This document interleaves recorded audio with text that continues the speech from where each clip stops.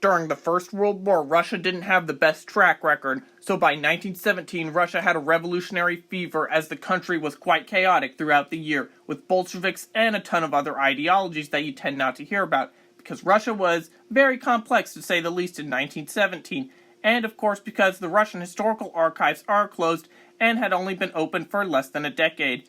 Anyway, in August of 1917, General Kornilov had a plan for the Bolsheviks, and it was to forcibly clear out all of the commies from Petrograd and end the Soviet to preserve the provisional government's control. He would then come up with a failed coup the next month, but what if in an alternate timeline Kornilov had initiated a successful coup in September of 1917 by taking Petrograd from the Soviets? But first, a couple of minutes of context, so we can see what conditions would need to be changed to produce this result. Kornilov, who had been appointed commander-in-chief of the Russian army in July of 1917, had seen the mass discontent of the July days and how skeptical the population was about the provisional government. He then considered the Petrograd Soviet responsible for the breakdown in the military in recent times and believed that the provisional government lacked power and confidence to dissolve the Petrograd Soviets. Following several ambiguous correspondence with Kornilov and Kerensky, Kornilov then commanded an assault on the Petrograd Soviets. Whether or not this plan was acting on Kerensky's orders is disputed due to conflicting sources and, of course, how Russia's archives are closed. While some say he was trying to defend the Kerensky government, others say that Kornilov wanted to establish a dictatorship in Russia, which was not the most unpopular stance in 1917 with the Duma. What is for sure, though, is that all sources tend to agree that Kornilov aimed to restore peace in Petrograd by eliminating the Soviets and Bolsheviks through force. Whatever the case, his plans were denied by Kerensky, so Kornilov then planned a coup in September. This time, Kornilov definitely sought to establish a dictatorship in Russia after putting down the Bolsheviks in the city and, of course, dissolving the Soviets. Kornilov had the support of the British military attaché Brigadier General Alfred Knox, and Kerensky accused Knox of producing pro-Kornilov propaganda. Kerensky also claimed Lord Milner wrote him a letter expressing support for Kornilov. So, Lord Kornilov then marched on Petrograd in September, which would not go very well for him or for the provisional government, as the Bolsheviks would gain even more power and influence throughout the population.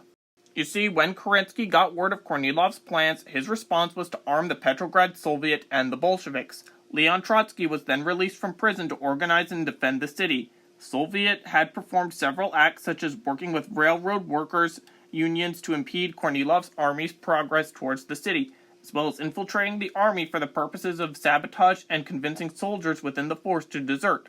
All of this was in an effort to halt and weaken the forces of Kornilov. In the end, Kornilov never made it to Petrograd as most of his troops left him, and the Bolsheviks were then more powerful than ever. This was because the Kerensky government released Bolsheviks who had been arrested during the July days, a few months earlier. Kerensky's plea to the Petrograd Soviet for support has resulted in the rearmament of the Bolshevik military organization and the release of all Bolshevik political prisoners. Though these weapons were not even needed to fight off Kornilov's advancing troops in August and September, they were kept by the Bolsheviks and used in their own successful armaments in the October Revolution. Bolshevik support among the Russian public also increased following the Kornilov Affair, and the Russian officer corps was dissatisfied with the provisional government not because they supported the coup, but because Kerensky went out of his way to punish various generals to accommodate Bolshevik factions. Essentially, Kerensky had become the Bolsheviks' bit. Okay, keeping it PG, on to conditions that would need to be changed. To start, Kerensky will not immediately go to arming the Bolsheviks, and instead the Duma and Petrograd Soviet will have their chaotic relationship as usual. Additionally, the workers outside of the city must allow Kornilov's forces through instead of sabotaging their journey. Although it's not realistic, it's something that would need to happen in order for this coup to happen. So perhaps Kornilov taps into some populism and gives bread to the workers while promising a dictatorship to solve their problems so that Kerensky's weak government can't help them out. Once in Petrograd, assuming of course his force had made it through the city, it will see the Bolsheviks and other groups from Petrograd putting up a form of armed resistance with what weapons and armaments they have. Again, in this timeline, they cannot be supplied by the provisional government, and therefore many Bolshevik political prisoners, including Leon Trotsky, are still in jail. With that, the city's defenses aren't well prepared, and the Bolsheviks have a lot less influence as preparing the city for Kornilov's arrival made them viewed as the defenders of the people. Without the same levels of preparation, support for them is divided. Kornilov's army will make quick work of the Bolsheviks and other political factions which put up armed resistance, as Kornilov's priority was defeating the Bolsheviks in the city and of course dissolving the Petrograd Soviet. Elements within the Duma are very happy to be seeing Kornilov's coup, as a somewhat significant number of members of the Duma had even advocated for a dictatorship in Russia against the Bolsheviks. Again, this circled back to the idea of the provisional government being perceived as very weak. In this alternate timeline, Russia has established a dictatorship under Kornilov now, and Kerensky is essentially powerless to oppose it. I feel like the provisional government, whatever elements of the Petrograd Soviet had escaped, the Bolsheviks, left and right SRs, as well as the Mensheviks, would form an alliance of convenience to oppose the dictatorship in a last-ditch effort. But the thing is, the people in Russia are already exhausted.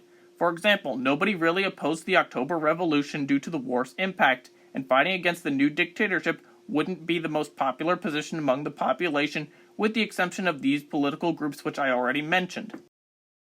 On to impacts on World War I in the East. The Kornilov dictatorship would keep the war going and would see some initial support from the Russian military, as now the government was led by a very competent general instead of an idiotic czar or a weak provisional government. However, this initial support won't last too long, as of course continuing the war was an inherently unpopular position, but also nobody wanted to surrender to Germany in 1917. Therefore, I can't accurately predict what battles will occur under Kornilov and what impacts they will have on the war. It's always entirely possible that somehow Kornilov would lead Russia on a great offensive against the Austro-Hungarians despite Russia's exhausted status, or that Kornilov wages a successful defensive war. For example, he was one of the greatest generals in the Russian Civil War in its early days against the Red Army in the Ice March, and his troops included the Kornilov Shock Regiment. But overall, I believe it's more likely that his government will face the same collapse as Kerensky, but it would be a lot later. He can't surrender to Germany, and continuing the war is very unpopular. So you see, Russia's political situation was always going to be complicated. Anyway, after the dictatorship continues the war with Russia, the people see how the war is going and will lose even more faith in the government. The Bolsheviks, although heavily hindered by the Kornilov Affair, would be constantly taking advantage of Russia's poor military state. Additionally, the Russian army in our timeline had even been fighting each other in their own trenches, and mutinies were rampant. So it goes without saying that despite Kornilov's attempts to restore discipline and stability through a dictatorship, Russia will still collapse.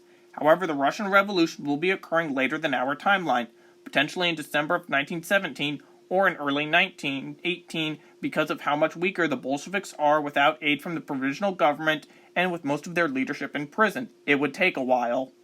But the end of the Kornilov government will still come. However, on the Eastern Front, Germany will have had to put more resources against the Russians, as the Lenin they had up their sleeve had not delivered by October. Despite being victorious on the Eastern Front and the fact that the Kornilov government will still fall, Germany has been forced to expend valuable resources which in our timeline would be shifted to the Western Front.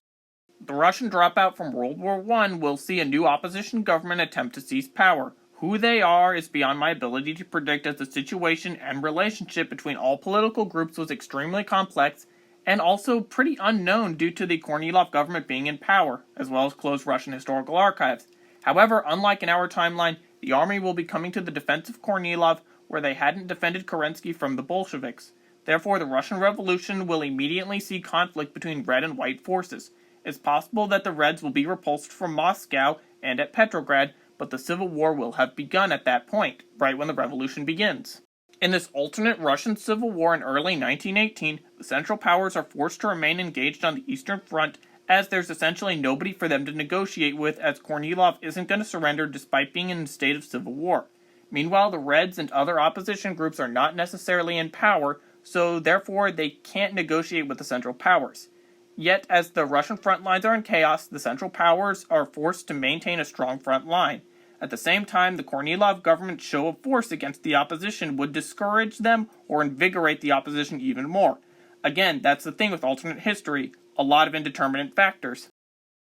Changes to World War I as a whole would probably see no Kaiserschlacht, as Germany must maintain its forces in the east, and perhaps the Central Powers falls in August or September of 1918, with American arrivals in France. However, the situation in Russia is all-out civil war, with no way of even beginning to predict how it would go or who would win, as well as how the separatist and nationalist movements factor into the war. That is, of course, just one possible scenario. What do you think would have happened had the Kornilov Affair been successful? Let me know in the comments, and thank you for watching.